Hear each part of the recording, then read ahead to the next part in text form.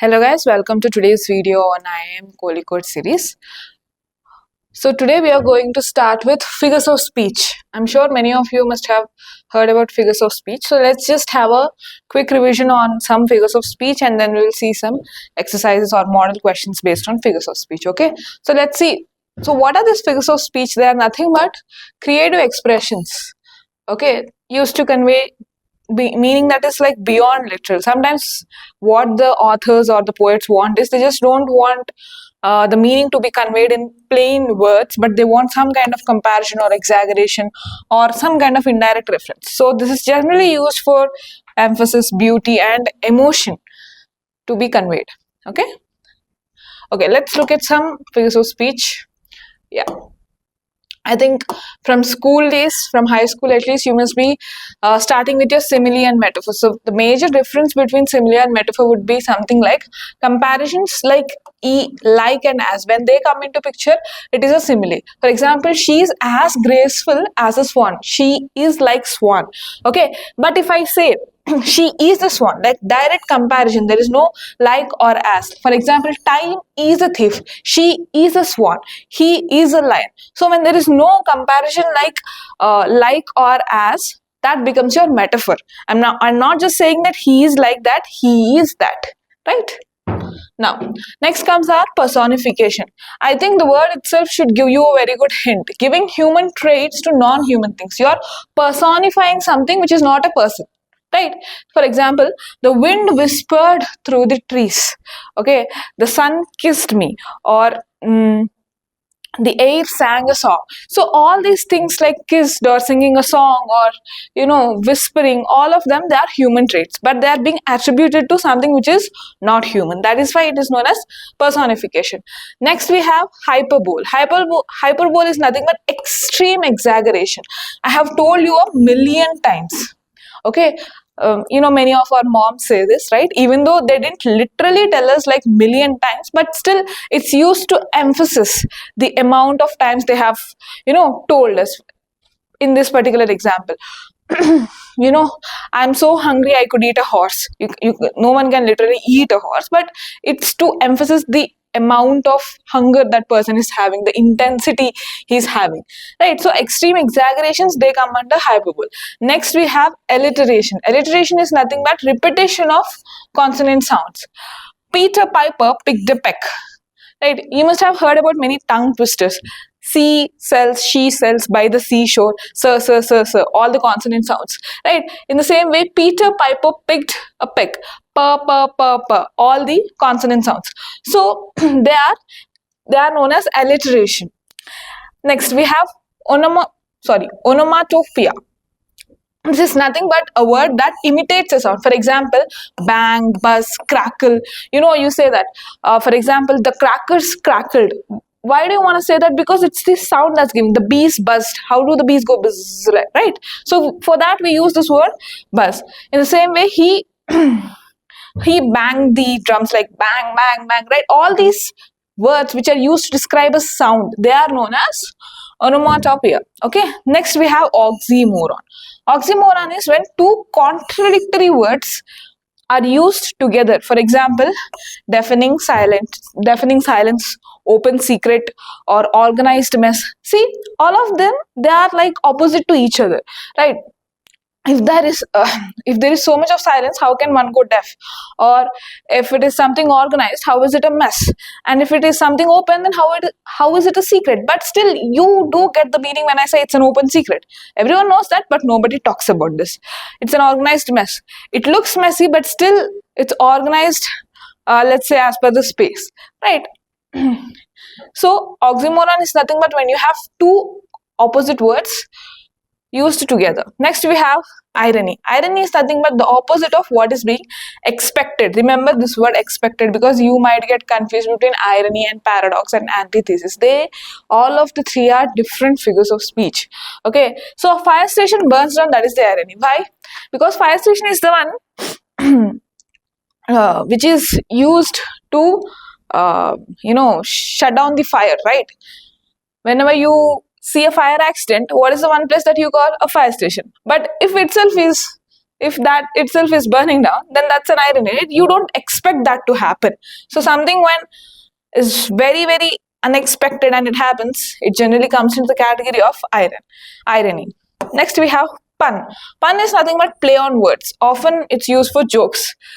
So as you can see, time flies like an arrow. What does that mean? Like time moves very fast, right? Fruit flies like banana. Here, the flies is not the verb flies, but it's the insect that we are talking about, right? And here, like means when you like something, not the preposition, but when you like something. So yeah, time flies like an arrow, fruit flies like banana. Grammar lovers have a lot of comma sense instead of common sense. So yeah, these kinds of things, they come under pun. Next we have anaphora, repetition of a word or phrase at the beginning. For example, I have a dream. And again, if you know Martin Luther King's speech, you see that the word dream keeps repeating that I have a dream, that so and so, so and so. Again, you have I have a dream. Okay, so when you have all the repetition of the starting words or phrases, then that is known as anaphora. Next, we have euphemism. Euphemism is nothing but a polite or indirect expression. For example, he passed away instead of he died. You just don't say he died. Okay, he passed away. Or sometimes he kicked the bucket. He's in a better place now. So you try to lessen the blow using soft words. That is euphemism. Next, allusion. It's indirect reference to something that's very famous. He met his Waterloo. So Waterloo, what is Waterloo here? That is the famous defeat, his last defeat. For example, I can say he met his hero. If you know that person is a big fan of Virat Kohli or Sachin Tendulkar, and when he meets that person, you can say he met his hero. So something that indirectly refers to some other thing is known as allusion. Next we have litorts. Litorts is an understatement using negative words. For example, not bad at all. That means it's good. Okay. So if I say I don't unlike him, I don't want to say that I like him, but just in a opposite way, when you use two negatives to make one positive, that generally makes a litort. Okay, so I hope you just had some amount of revision here. I hope you learned something new in these figures of speech. You can take a screenshot if you want. Next. Okay, so just learn. Let's just see some strategies. If you see any kind of comparisons, see when you try to identify what figure of speech is this. So when you look for comparisons, it can either be simile or metaphor. You should just see, is it like as dash as, and if it's like, then it becomes simile. And if it is said that he is a lion, she is a peacock, then it becomes metaphor. When you look for sound repetitions, they generally come under alliteration or onomatopoeia. And when you look for the opposites or the irony, it's generally oxymoron or irony. They are the figures of speech. And then when you look at a comparison, try to ask, is this exaggerated? Is it symbolic? Does it involve sound, structure, or tone? Because depending on that, you will be able to classify under which figure of speech does this particular sentence come. Okay? Chalo. Now let's see some questions. Okay, the classroom was a zoo. Okay, so here we have four options, right? You know what is personification? It is to personify a non-living object. So are we personifying classroom? Are we attributing any humanistic characteristics? No, that's not happening. Hyperbole is a very big exaggeration. Even that's not happening. Here what is happening is it's a comparison. Okay, it's a comparison, and we have simile and metaphor. So he is saying the classroom is, if he says the classroom is as noisy as zoo, then it would have become simile. But here he is saying that the classroom was a zoo. Okay, directly he is saying that it is a zoo. So that's why it becomes our metaphor. Okay. So yeah, metaphor, direct comparison without like or as. If like or as is present, it becomes your simile. Okay, yeah, I think we have taken this example already. She sells seashells by the seashore. So what you observe here, there is a repetition of sir sound. So whenever repetition comes into the picture, what is the figure of speech that you should remember? It is alliteration. Okay, alliteration is the repetition of consonant sounds, just like we have discussed in the previous slide. Okay, let's see some fill in the blanks now. Okay, the leaves dance in the wind. is the example of. Okay, so danced is a humanistic characteristics, right? We dance. But here what it is being connected to leaves. It is being said that leaves are dancing. So what does it become? It becomes your personification. Right? Leaves are given a human-like behavior which is dancing here. Next, his joke was seriously funny. See, seriously funny. You can see that both of them, they are opposite words. If something is serious, is it funny? No. If something is funny, is it serious? No.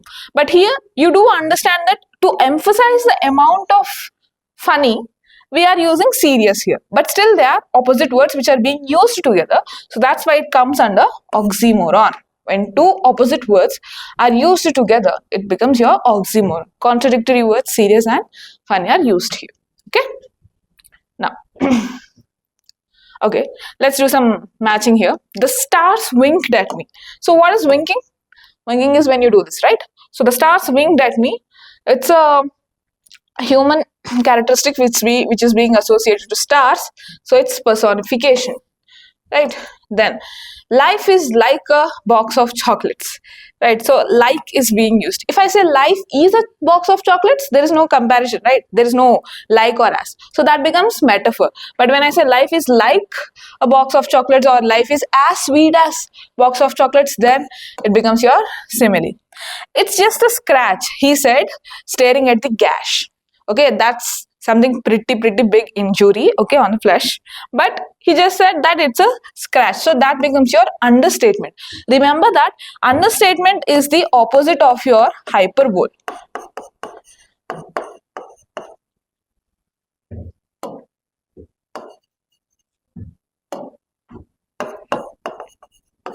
Okay, hyperbole is when you're exaggerating something. Understatement is completely the opposite. When you're toning down the effect of something, that is your understatement. Okay, she's a walking encyclopedia. Again, it's a metaphor. If I say she's as smart as a encyclopedia, then it becomes your simile. But I'm saying she is the encyclopedia, that is why it becomes your metaphor. Okay, let's see some more. Yeah, this is your homework. Okay, take a screenshot and try to decipher what figures of speech are being used in these sentences. Okay guys, thank you for watching this video. Let's see you in the next video.